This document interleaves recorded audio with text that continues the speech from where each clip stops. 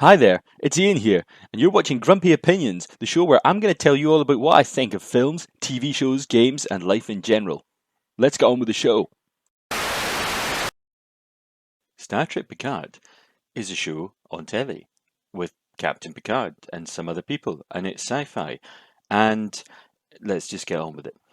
Episode 8, Broken Pieces, which is kind of an apt title indeed, starts off with a flashback of the bunch of Romulan nuns having some kind of desert party, and Commodore O's there, and she tells them all that this is how they've joined the Jat Vash, and they have to touch a thing and look at a vision of a bad thing that happened ages ago, and that some of them will go mad. And they do. And they do. And it turns out that Cersei Romulan was one of the people there. She doesn't go mad, but it turns out her aunt does, and her aunt's that crazy ex-Borg-like scholar that we saw the other week. And it turns out that nowadays, Cersei's been looking after her on the Romulan ship, and says that she was too weird and crazy to actually be properly assimilated to the Borg, which sounds a bit odd.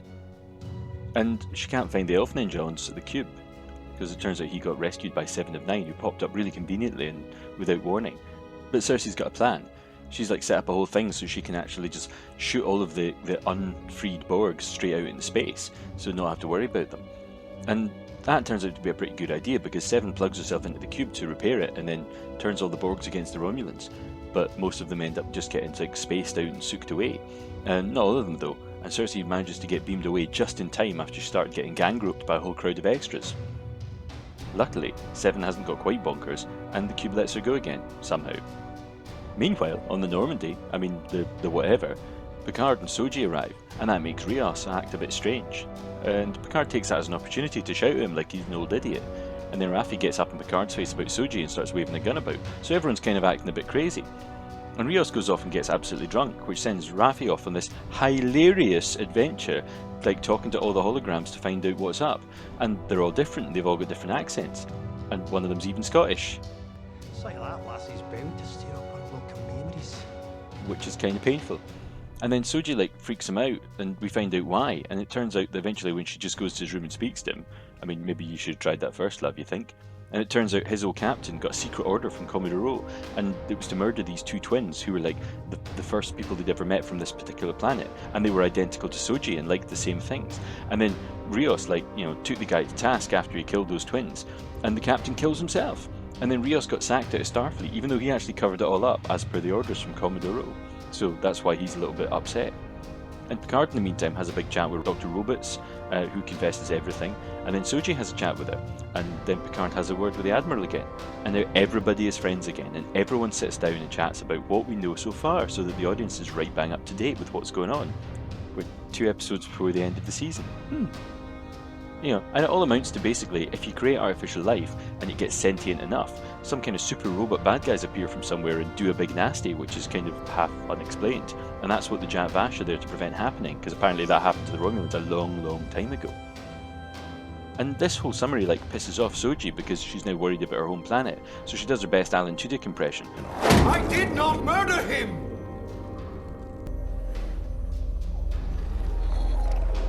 And then she nips off and takes over the ship, so she can use a Borg super wormhole to get away quick. But luckily, Rios actually does have some safety protocols on his ship that she doesn't know about.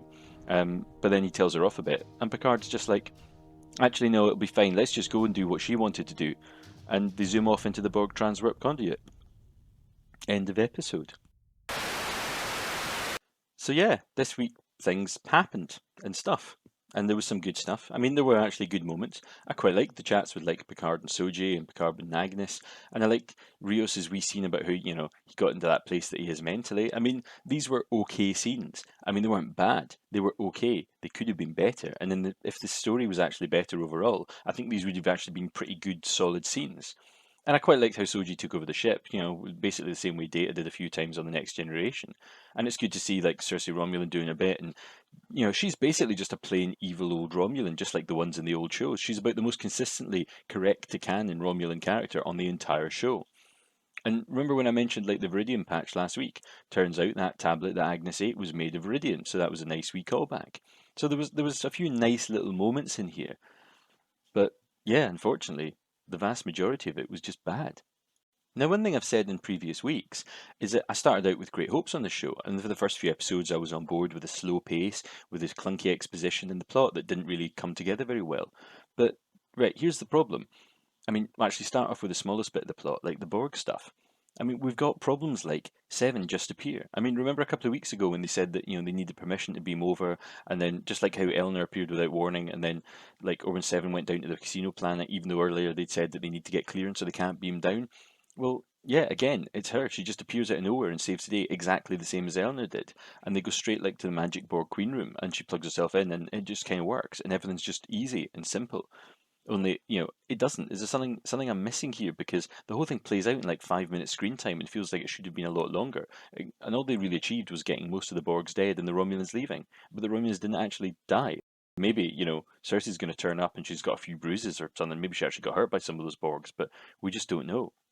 And I can only presume this is a setup for later on where the Borg Cube's going to come in and save the day, with Eleanor and her. Because I can't imagine them just leaving them there and ignoring them for the rest of the show. But yeah, and most of the rest of the episode was kind of mince. I mean, take Dr. Robots. Like, I'm not knocking Alison Pill for her work because she's doing pretty good stuff with the dross that she's been given. She's really emoting and she's really doing stuff like that. But, right, they work out she's a spy. And after they realise that, they basically she apologises and cries a bit and then let her just roam about and it's all fine because she said sorry. And she had like this weird little conversation and where she said, "What do you do when you're sad? Thirsty?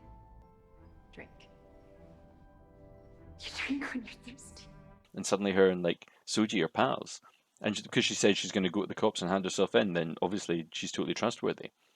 I mean, it really seems like a bad idea to have her in all the meetings and the plans. I mean, of course, because Soji decides I have to leave right now and smashes the table a bit with her hands, they completely skip off the fact that they were about to drop her off at Deep Space 12. And you think that that would be something they might remember. They might lock her up in a room, but no, they've just totally forgotten she's a baddie at this point. And the same thing, they were also supposed to be meeting because that was the whole point of the meeting with the admiral. They were supposed to be getting a squadron of ships coming to help them. Now, instead of just waiting a little while and then getting those and then going off to do this, no, we've got to zoom off now without actually sending any notice to anybody and telling them what they're doing. Just because it's convenient. I mean, it's not what Picard would do. He was a sensible person and, a strategist. And I feel like the show is just kind of hoping if it barrels along fast enough, we'll forget this stuff. But sorry, it doesn't make up for how trite and badly written this is. And God, the absolute cracker of the episode was Raffi's whole wandering around chatting to the holograms stuff. I mean, what was all that about? I mean, clearly it was supposed to be some kind of comedy relief sort of section of the show. We're supposed to find it funny with all the different accents and all the fact that bits of their personalities have been locked away. And oh, isn't it obvious? Rios is broken as a person mentally, so therefore his personality is broken into all these different parts. I mean, come on. I mean, symbolism, it's a bit on the goddamn nose, honestly. Now, right, it's a bit ridiculous because that whole bit felt to me like a computer game. It felt to me like Mass Effect because I mean this whole episode felt like Mass Effect, the computer game I've mentioned before. But here's the thing: maybe you've not played it, and you're not a fan or whatever, right? Mass Effect's story is basically about sentient AIs who try and take over the universe and leave psychic messages behind. So it all seems just a little bit familiar. This, and that was a big game, so it's not like they didn't know they're ripping it off. And it's not like the guys who made Star Trek Discovery, who are some of the same people who made this, don't have form for this, because there was a whole cold case about them ripping off an old computer game to write the story about like the tardigrade in season 1 of Discovery. That aside, the whole thing about this feels like one of these sort of mini quest bits in a game where you've got to go around and get this bit of information by talking to this person and this bit to this person so that you can finally go up and ask this person stuff and you'll know all the knowledge to actually converse your way through it and get the good answer at the end. And something like Telltale's Walking Dead games or Life is Strange or one of these sorts of things, or the parts in Mass Effect where you had to do these sort of diplomacy bits.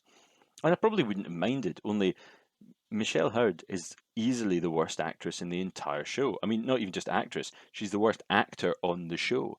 I honestly, partly due to bad writing, but also she doesn't seem to know the character she's supposed to be playing. And maybe it's just because we've lost scenes or not been given scenes that actually would make it make more sense.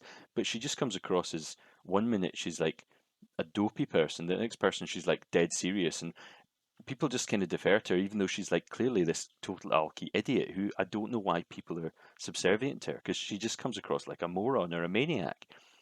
And yeah, as I said, this is like a comedy B plot, so but she's all wacky conspiratorial theory thing about literally it's like conspiracies here, here, and here, and it just seems a bit odd. And then suddenly she's like bestie pals with Rios. I mean, why does Rios like her? What is their relationship? Are we going to get that later on? And even if we do, are we going to care? Now, as I said, it also doesn't help that conspiracy nut characters feel like something from the 90s, like X-Files or whatever. But honestly, I just can't stand her performance. And I've not seen her in much else. I think I saw her in Daredevil and stuff. I don't actually really remember being good or bad in that. But yeah, I'm not liking her in this. So yeah, thanks. So far, Star Trek Picard. Honestly, I'm starting to hate it. I'm really glad the show only has 2 episodes left this season, some big finale two-parter by the looks of things. And I can't wait till it's over and I can stop watching it. Because this show's gone absolutely nowhere fast. It's limped and dragged its heels for 8 episodes and it's getting painful to watch. So clearly, season 2 is going to be when the story proper kicks off. I mean, maybe this is a bit like how in Discovery season 1 had 2 episodes that basically told a completely pointless backstory you didn't need to know. And then Picard's like, hold my beer, I'm going to do that for a whole season. It's kind of sad, really. So yeah, I'm going to leave it at that. All the usual jazz. Yeah, like and subscribe to this video if if you want, and follow me on Twitter and all the other good things. So till next time, I've been Ian, and these have been my grumpy opinions.